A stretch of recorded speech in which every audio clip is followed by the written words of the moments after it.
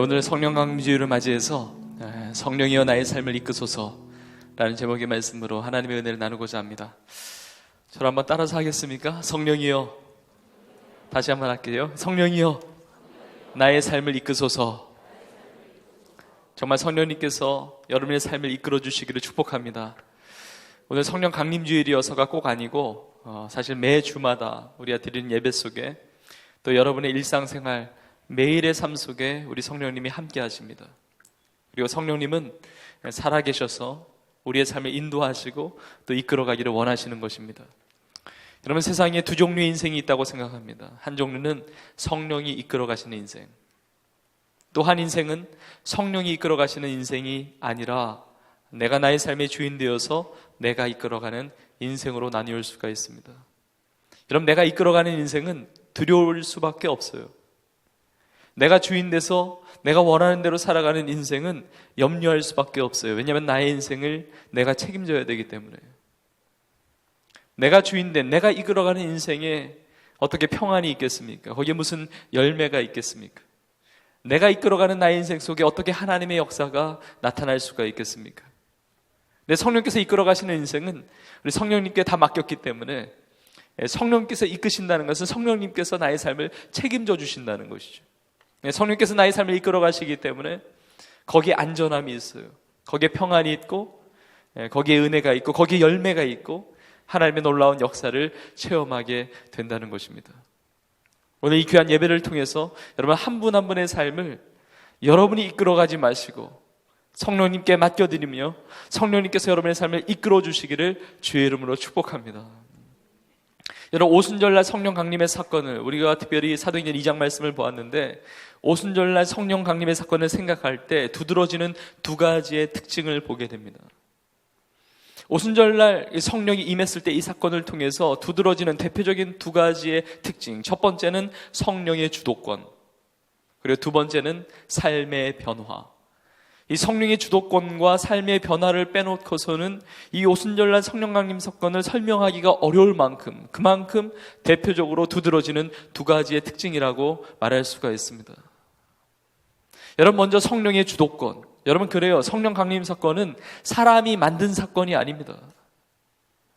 오늘 성령 강림 주일로 보내고 있는데, 이 성령 강림 주일, 이 성령이 강림하신 이 사건은 사람이 인위적으로 어떤 계획해서 만들어낸 어떤 그런 작품이 아니라는 것입니다. 하나님의 작품이에요. 말 그대로 성령의 주도권 가운데 나타나는 것입니다. 하나님의 주권 가운데 나타난 것이죠. 성령께서 강림하셨을 때 그 방법이 그러합니다. 어떻게 성령이 임했습니까?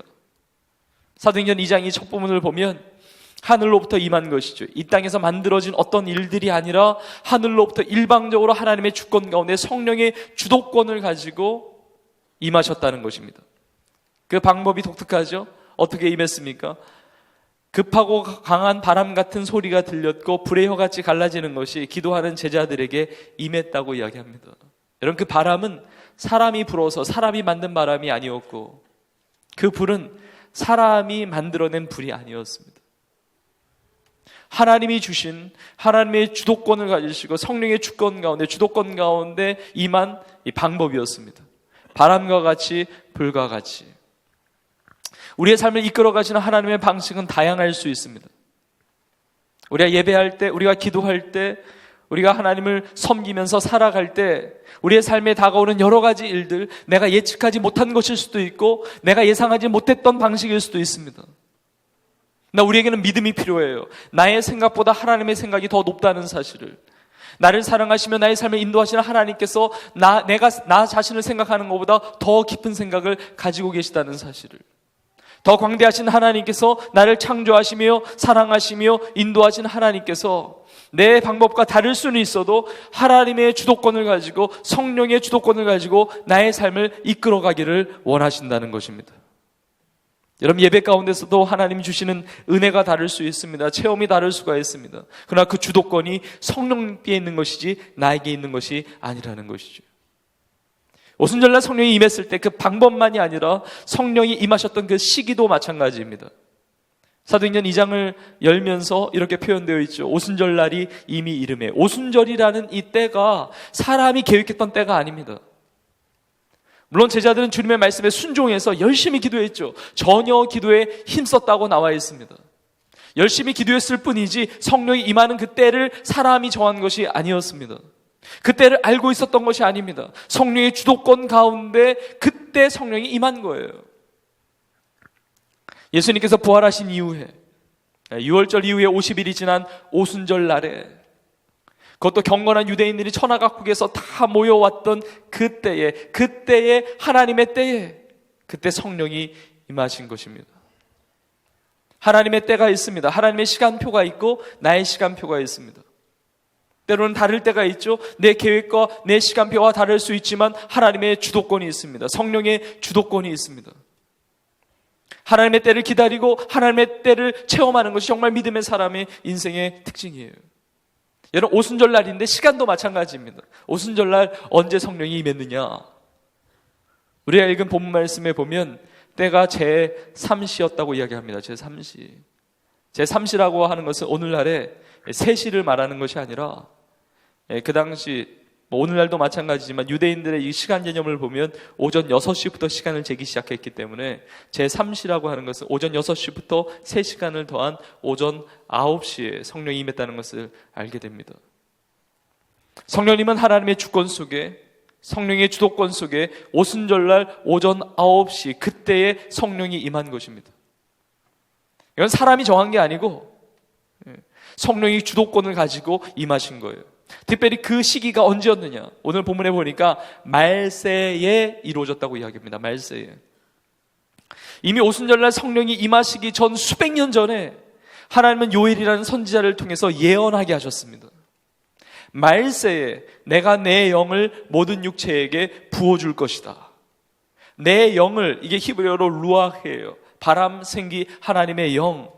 이것이 헬라식 표현으로, 헬라어로, 이게 신약적 표현으로 푸뉴마예요. 이것이 성령이에요. 내 영, 하나님의 영, 성령을 모든 육체에게 부어줄 것인데 언제 그러한 일이 나타날 것이냐? 바로 말세에 이루어질 것이다 예언하신 것이죠. 네, 오늘 본문 말씀에서 베드로가 이 요엘서의 말씀을 인용하면서 거기에 모여있는 모든 사람들에게 외쳐서 증언하고 있는 것입니다. 왜 그렇게 이야기했을까요? 바로 말세가 도래되었다는 것이죠.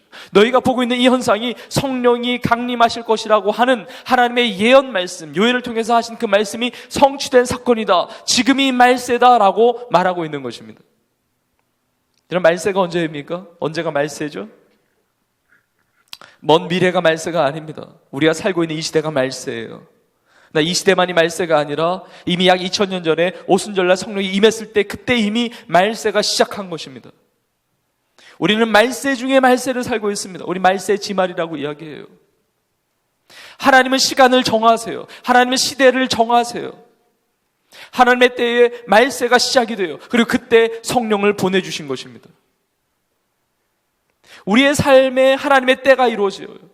여러분, 오늘 이 시간에, 오늘 이때에 우리가 성전에 나와서 이 시간에 예배드리는 것, 하나님의 계획이고 하나님의 섭리와 하나님의 뜻 가운데 이루어지고 있는 것입니다. 여러분, 하나님의 방법이 있다는 것, 하나님의 때가 있다는 것, 이 성령의 주도권, 이걸 다른 말로 표현하면 성령의 은혜예요. 하나님의 은혜예요. 내 힘으로 살아가는 것이 아니라, 내가 이끌어가는 인생이 아니라, 내가 계획 세워서 내 힘 가지고 내 노력으로 내 때에 이루어가는 그런 인생이 아니라 주님의 성령의 주도권이 있다는 것, 하나님의 때를, 하나님의 방법을 의지하면서 살아간다는 것, 나의 힘과 능력으로 사는 것이 아니라 하나님의 은혜로 살아간다는 고백인 것입니다. 예배드리는 여러분의 삶이 여러분이 정하고 여러분이 계획하고 여러분이 이끌어가는 인생이 아니라 성령의 주도권을 가지고 성령께서 여러분의 삶을 이끌어 가시기를 주의 이름으로 축복합니다. 근데 오순절날 이 성령 강림 사건은 단회적인 일회적인 사건이 아닙니다. 물론 오순절날 성령이 임했을 때는 굉장히 특별한 독특한 사건이라고 할 수가 있습니다. 그러나 성령이 강림한 이 사건은 그 당시에 예루살렘의 한 다락에서 기도했던 120명에게만 일어난 사건이 아니었습니다. 성령이 임하시는 사건은 그때 주 예수님께 돌아왔던 3,000명에게만 임했던 사건이 아니에요. 성령이 임하시는 사건은 그 당시에 세워졌던 예루살렘 교회에만 이루어진 사건이 아닙니다. 말세를 살고 있는 모든 육체 가운데, 특별히 성경을 보면 회개하고 예수님을 믿는 모든 영혼들에게 성령을 선물로 주신다고 말씀하신 것입니다. 이미 그 성령이 우리 가운데도 부어주신 거예요. 우리 가운데 성령이 함께하고 계시는 것입니다. 저와 여러분의 인생 가운데, 여러분의 인생, 나의 인생 가운데 성령이 이미 임하신 거예요. 우리 교회 가운데, 이 예배 가운데 성령님은 함께하고 계시는 줄로 믿습니다. 여러분 정말 놀랍지 않으세요? 오순절날 임하셨던 그 동일한 성령께서 이 시간 우리와 함께 하시는 거예요. 나의 삶에 임하신 거예요. 나의 삶을 이끌어가기를 원하시는 거예요. 얼마나 놀랍습니까? 고린도전서 12장 3절을 보니까 성령이 아니고서는 예수를 주라 신할 수 없다고 나와 있습니다. 우리 예수님을 주님이라고 고백해요. 예수님 나의 주님이시라고 찬양합니다. 예수님 나의 주님이시라고 기도해요. 그렇게 예배하는 거예요. 그러나 이것이 성령이 아니고서는 불가능하다고 이야기하는 것입니다. 성령이 임하셨기 때문에 예배가 있는 거예요. 성령이 임하셨기 때문에 기도가 가능한 거예요. 성령이 임하셨기 때문에 우리가 찬양하고 경배하고 있는 것입니다. 우리 안에 이미 성령이 내주하고 계신 거예요. 우리 인생 가운데 예수님을 믿는 그 순간에 성령이 우리 가운데 이미 임하신 것입니다. 그러나 성령이 임했는데 체험이 다 다를 수 있죠. 성령이 임했는데 문제는 성경은 도전하고 있습니다. 무엇을 도전하느냐? 성령이 임한 건 너무 중요하지만 성령이 임한 너희 인생 가운데 성령의 충만함이 있어야 한다고 도전하고 있습니다. 대표적으로 에베소서 5장 18절에 말씀하고 있습니다. 술 취하지 말라. 이는 방탕한 것이니 오직 성령의 충만함을 받으라 말씀하고 있습니다. 여러분 성령의 임하심, 성령의 임재를 체험하지 못한, 예수님을 믿지 못함으로, 예수님을 주라고 고백하지 못함으로 성령의 임재를 누리지 못하는 인생은 예수님을 믿음으로 성령의 임하심을 경험해야 될 거예요. 그러나 예수님을 이미 주님이라고 고백하면서 성령이 내 안에 임하신 성도의 삶 속에서는 성령의 충만함을 경험해야 됩니다. 성령이 임하셨지만 성령이 충만하지 않을 수도 있어요. 성령이 임하신 인생 가운데 성령이 충만한 인생이 있고, 성령이 임하신 인생이지만 그러나 성령이 충만하지 않고 다른 것으로 내 삶을 채우고 있는 인생도 있습니다. 성령이 충만해서 성령이 나의 삶을 이끌어 주셔야 되는데 그것이 아니라 내 삶을 내 생각과 내 방법과 내 욕망과 내 욕심과 내 야망과 내 모든 계획으로 채우고 있는 인생도 있을 수 있다는 것입니다. 성령을 무시하지 말고 성령을 인정하고 성령님께 나의 삶을 맡겨드리면서 성령님께서 나의 삶을 이끌어 가셔야 되는 거예요. 그러면 성령께서 나의 삶에 충만히 역사되면 어떤 일들이 나타나는가? 성령 강림의 두 번째 특징이 나타나게 됩니다. 바로 삶의 변화예요. 여러분 성령이 임하시면, 성령이 충만하게 역사되면, 성령이 나의 삶을 이끌면요 삶이 바뀐다는 거예요. 여러분 놀랍습니다. 오늘 말씀을 보면서 부인할 수 없는 이 반응은 뭐냐면, 야 제자들이 바뀌었네, 제자들이 변화됐네. 제자들 중에 특별히 베드로는 정말 이런 사람이 아니에요. 원래 베드로가요. 근데 베드로가 변화받은 거예요. 바뀐 거예요. 여러분 성령이 역사하시면요 사람이 바뀌어요. 사람이 변화돼요. 사람의 마음과 사람의 태도와 사람의 언어와 행실과 사람의 삶 전체가 완전히 뒤집어지는 거예요. 오늘 본문에 등장하는 제자들이 그런 모습을 보이고 싶습니다. 굉장히 생소한 모습이에요. 그럼 베드로가 그렇습니다. 우리가 읽은 본문의 첫 부분 14절에 보면 베드로가 서서 소리를 높여 이르되 이렇게 표현되어 있습니다. 베드로가 서서 소리를 높여 이르되, 이 이르되라는 이 표현이 우리 한국말로는 그냥 평범한 단어로 번역되어 있지만 사실 이 헬라어 원문을 보면 굉장히 독특한 단어입니다. 신약 성경에 딱 3번밖에 쓰이지 않은 단어입니다. 그것도 사도행전에만 3번 쓰여 있습니다. 이 이르되라는 이 표현의 뜻은 무엇이냐면 분명하게 선언하다, 분명하게 선포하다라는 의미예요. 가장 먼저 쓰인 것이 그 앞부분 사도행전 2장 4절에 쓰였습니다.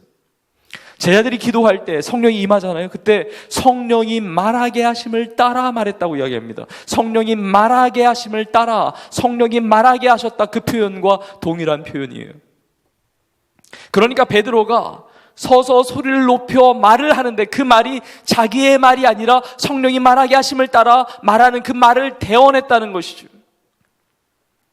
베드로는 자기의 속사정을 말한 게 아니에요. 자신의 어떤 낭만의 이야기, 자신의 어떤 허무에 대한 이야기를 말한 게 아니에요. 자기 자신에 대한 자랑을 이야기한 것이 아닙니다. 성령의 충만함을 받아서 성령의 말하게 하심을 따라 기도하면서 성령이 주신 그 메시지를 받아서 서서 소리를 높여서 외친 거예요. 선언한 거예요. 여러분, 베드로는 원래 이런 사람이 아닙니다. 베드로는요, 성령 받기 전에 할 말이 없는 사람이에요. 할 말이 없던 사람이 무슨 말을 합니까? 인생에 대해서 뭘 할 말이 있다고? 뭘 진리에 대해서 뭘 할 말이 있다고? 뭐 하나님의 말씀에 대해서 뭐 요엘 선지자부터 시작해서 무슨 예언의 말씀에 할 말이 없는 사람이에요. 갈릴리 바다에서 무명의 어부에 불과했던 사람입니다. 성령 받기 전에 예수님 3번이나 부인했던 사람이에요. 두려움에 사로잡혔던 인생이었습니다. 권력 앞에 무릎 꿇고 자신의 삶을 찾아서 예수님 부인했던 사람이에요. 두려움과 자기의 유익을 구해던 사람이에요. 그런데 성령 받고 나서 완전히 바뀐 거예요. 그 많은 사람들 가운데 서서 소리를 높여서 분명하게 선언하고 있는 것입니다. 특별히 뭐라고 기록되어 있습니까? 유대인들과 예루살렘에 사는 모든 사람들아, 내 말에 귀를 기울이라 말하고 있습니다. 유대인들과 예루살렘에 사는 모든 사람들아, 내 말에 귀를 기울이라. 내 말에 귀를 기울이라 라고 말할 수 있는 사람은 그 당시에 최고의 랍비 외에는 없었습니다. 최고의 랍비만이 내 말에 귀를 기울이라 할 때 사람들이 귀를 기울여서 듣는 거예요. 베드로가 말하는 들 누가 듣겠습니까? 베드로가 무슨 할 말이 있겠습니까? 그러나 달라진 거예요. 변화된 거예요. 성령께서 말하게 하시게 하는 거예요. 내가 생각해서 정리해서 말한 게 아니라 성령이 받아 말아서 대언하게 하신 거예요. 얼마나 놀라운 변화입니까? 그 담대함이 어디서 왔습니까? 그 두려움이 변하여 담대함으로 그의 언어가 바뀌고 태도가 바뀌고 마음이 바뀌고 이 외치는 메시지가 달라진 것입니다. 여러분, 특별히 베드로가 이 말을 선언할 때, 선포할 때 들었던 대상이 누굽니까? 사도행전 2장 5절에 보니까 경건한 유대인들이 천하각국에서 다 모여왔다고 합니다. 여러분, 천하각국에서 모여온 경건한 유대인들, 그 수많은 사람들 앞에서 여러분, 그 사람들은요 정말 대단한 사람들이에요. 한 사람 한 사람들이 다 대단한 사람들이에요. 한 사람 한 사람 무시할 수 있는 사람이 아무도 없습니다. 경건한 사람들이에요. 종교적 열심이 있는 사람들이에요. 율법을 알고 있는 사람들이에요. 그들 중에는 율법학자도 있고, 그들 중에는 회당장들도 있고, 그들 중에는 지도자들도 있고, 그들 앞에서 내 말을 들으라, 내 말에 귀를 기울이라. 어떻게 그런 말을 할 수가 있겠습니까? 달라진 거예요. 여러분, 더 놀라운 사실이 뭔지 아세요? 성령이 충만하고 성령의 이끌림을 받으니까 베드로가 말을 할 때 그날에 3,000명이 자신들의 삶을 바꿉니다. 여러분, 이것이 성령의 역사예요. 여러분의 인생 가운데 그런 역사가 나타나기를 축복합니다. 성령이 이끄시면 나의 삶이 변화받죠. 변화된 나의 삶을 통해서 다른 사람들이 삶을 바꾸는 거예요. 여러분, 내가 누구라고 나 때문에 누가 삶을 바꾸겠습니까? 내 이야기에, 나의 삶에 무슨 영향력이 있겠습니까? 세상은 나를 자랑하는 인생이니까 변화가 없어요. 나의 삶을 드러내요. 그럴 수밖에 없죠. 왜냐면 내 인생의 주인이 나니까. 나의 삶에서 나 자신보다 더 소중한 것을 발견한 적이 없으니까 나를 드러내는 인생을 살 수밖에 없어요. 그러나 예수 그리스도를 믿는 인생, 성령의 이끌림 받아 사는 인생은 나보다 더 소중한 존재를 발견한 거예요. 그분이 주님이세요. 그분이 하나님이세요. 그분이 성령님이세요.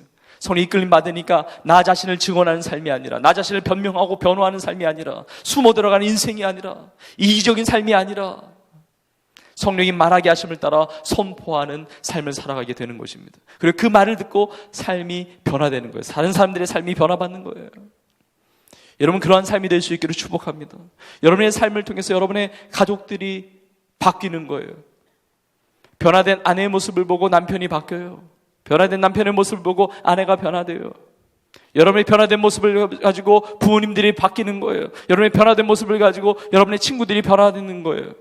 별로 아멘도 안 하지만, 변화된 여러분의 모습을 가지고 세상 사람들이 삶을 바꿀 수 있기를 축복합니다.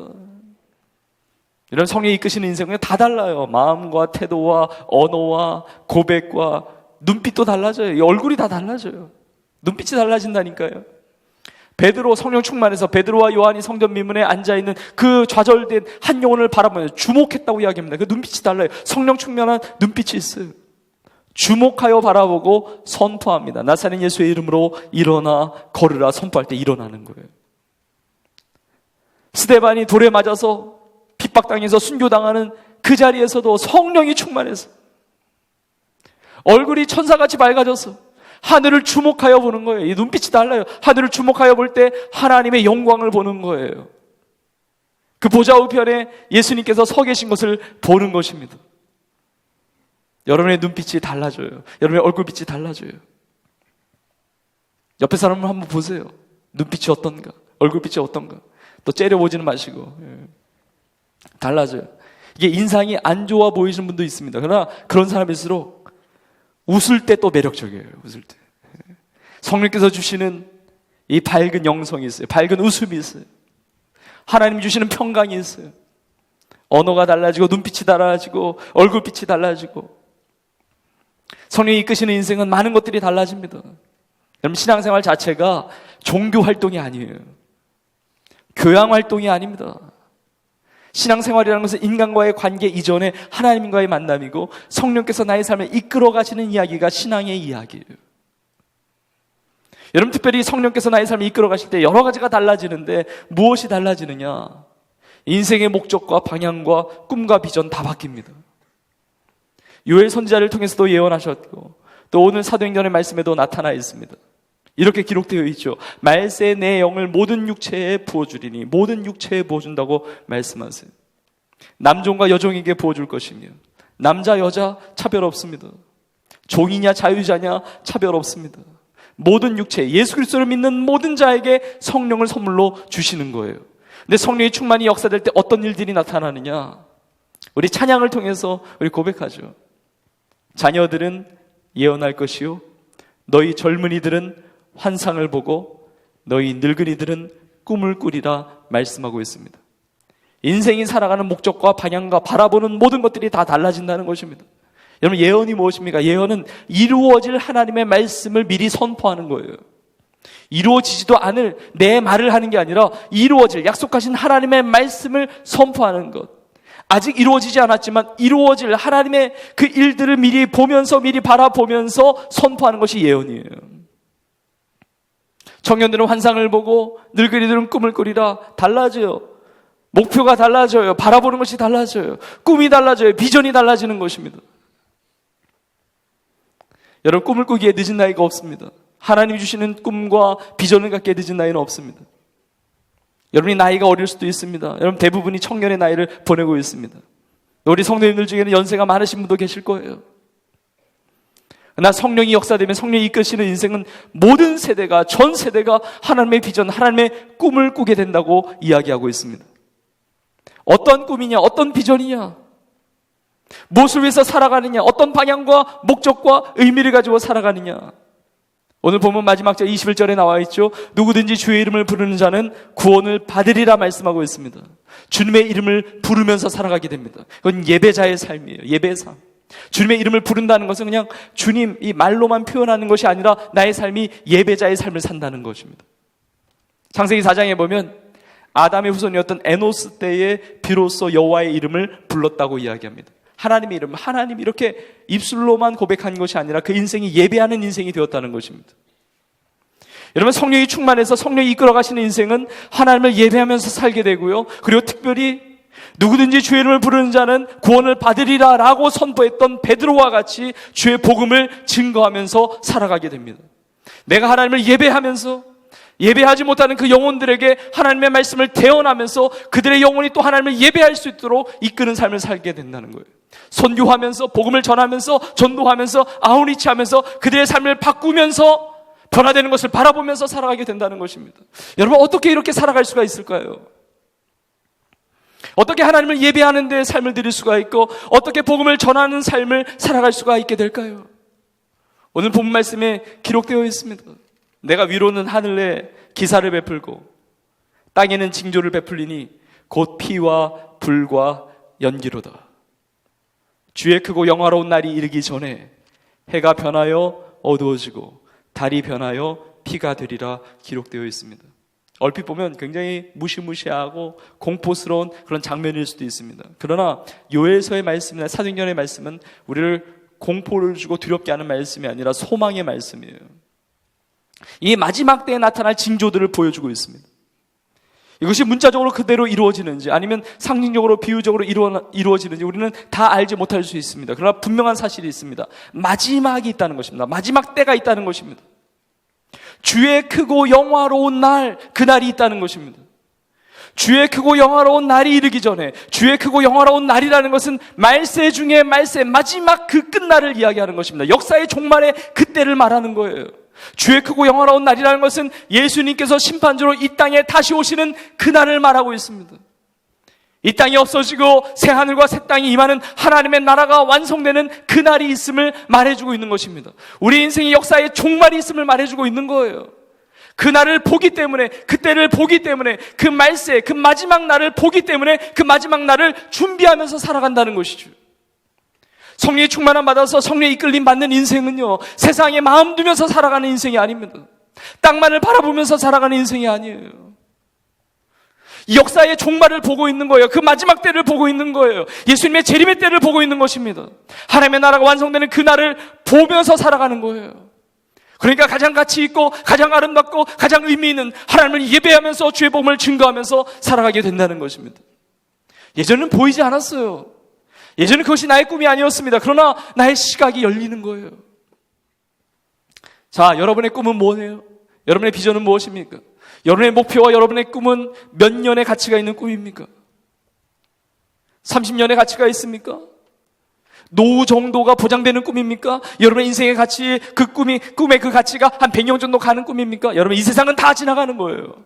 그것 다 중요하지만 그것 자체가 목적이 돼서는 안 됩니다. 그건 과정이에요.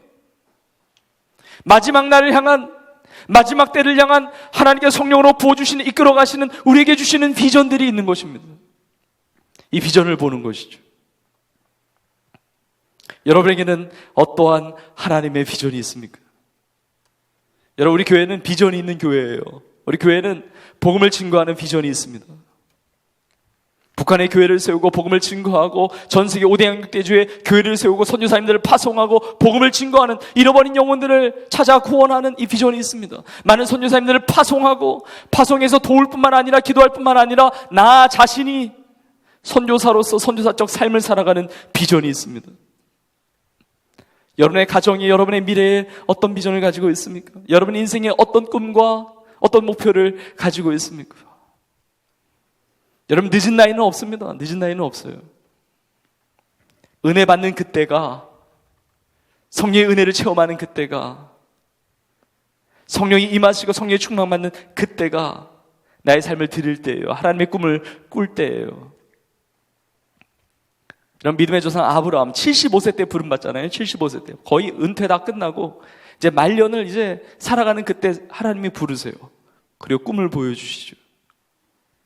너의 후손을 하늘의 별과 같이 땅의 모래알같이 많게 하겠다. 아직 아이도 없는데 75세의 나이에 내가 너로 복의 근원이 되게 할지라. 여러분, 진짜 나이는 숫자에 불과합니다. 여러분, 청년은 제가 늘 하는 이야기지만 청년은 나이가 젊다고 청년이 아닙니다. 하나님의 환상을 가지고 있는 사람이 청년이에요. 여러분, 모세가 미디안 광야에서 있을 때, 나는 이제 입이 둔하고 나는 입이 뻣뻣하고 이제 광야 생활하면서 나의 인생의 말년을 맞이해야 되겠다, 뭐 이런 마음을 가지고 있었을 때 하나님이 부르세요. 80의 나이에 부르세요. 이스라엘 민족을 출애굽시키는 민족 지도자로 부르세요. 성경이 이런 이야기들로 가득해요. 시대를 초월해서, 세대를 초월해서 하나님의 비전과 하나님의 꿈을 가지고 그걸 바라보면서 얼마나 매력적입니까? 얼마나 놀랍습니까? 얼마나 아름답습니까? 그 놀라운 비전, 내가 이룰 수 없는 비전인데 하나님만이 하실 수 있는 그 하나님의 비전을 가지고 꿈을 꾸면서 준비하고 그 비전을 이루어가는 놀라운 이야기들. 성경에 보면 갈렙을 보면 참 도전이 됩니다. 갈렙 85세의 나이에 하나님 앞에 수십 년 전에 청년 때 꾸었던 그 꿈을 주장합니다. 하나님 앞에, 하나님이 이 산지를 내게 주소서. 85세 나이 때 이 산지를 내게 주소서. 나의 청년의 때 하나님 앞에 구하고 간구했던, 약속했던 그 산지 나에게 달라고 기도하지 않습니까? 정말 나이는 숫자에 불과하고 하나님의 열정이 있지 않습니까? 이 자리에 있는 청년 여러분, 이 자리에 계시는 사랑하는 성도 여러분, 여러분이 하나님의 꿈과 비전을 가질 수 있기를 축복합니다. 하나님의 꿈이 남는 거예요. 하나님의 비전이 남는 거예요. 세상의 꿈 잡고 살아가다가는 세상이 나를 지켜주지 못해요. 세상은 나를 버릴 수밖에 없어요. 세상이 나를 안전하게 보호해 주지 못해요. 성령이 이끌어 가시는 인생을 살아가는 것입니다. 여러분, 내가 이끌어가는 인생이 아니라 그게 답답한 인생이에요. 참 불안한 인생이에요. 우리가 이 세상을 열심히 살아야 되겠지만, 최선을 다해서 살아야 되겠지만, 하나님 주시는 은혜로 성령님께 나의 모든 삶을 의탁하면서 나의 삶을 이끌어 가시는 성령의 충만한 은혜를 여러분 다 누릴 수 있기를 축복합니다. 우리가 하루하루 살아가는 것이 다 하나님의 은혜 아니에요? 하나님의 은혜? 얼마나 감사합니까? 지난 주간에 교회에서 사역자반 사명학교를 이렇게 나누는데 쉬는 시간에 한 성도님이 오셔서 기도를 부탁하시더라고요. 근데 그 성도님의 간증과 이야기를 들을 때 참 감동이 됐습니다. 이 성도님이 3년 전에 이 심정지가 왔다는 거예요. 심장이 멈췄다는 거예요. 그래서 임종을 앞두고 의사 선생님도 다 손 놓고 의사 선생님과 가족들 다 모여서 이제 임종을 앞두고 심장이 멈췄으니까. 그러나 이 심정지가 됐을 때 우리 교회 중보기도팀에게 기도를 부탁했다는 거예요. 그래서 많은 성도님들이 기도해 주셨다는 거예요. 근데 놀라운 사실은 하나님이 그 기도를 들으시고 살려주셨다는 거예요. 인공심장을 다셨다는 거예요. 원래 그 정도 시간이 지연이 되면 이게 뇌라든지 어떤 몸에 다른 데에 이게 타격이 되는데 다 온전하게 하나님께서 회복시켜 주시고 인공심장을 달고 계시더라고요. 진짜 보니까 인공심장이 뛰고 계시더라고요. 근데 저에게 이런 기도를 부탁하시더라고요. 목사님, 사실 저는 때때로 두렵고 때때로 공포스럽습니다.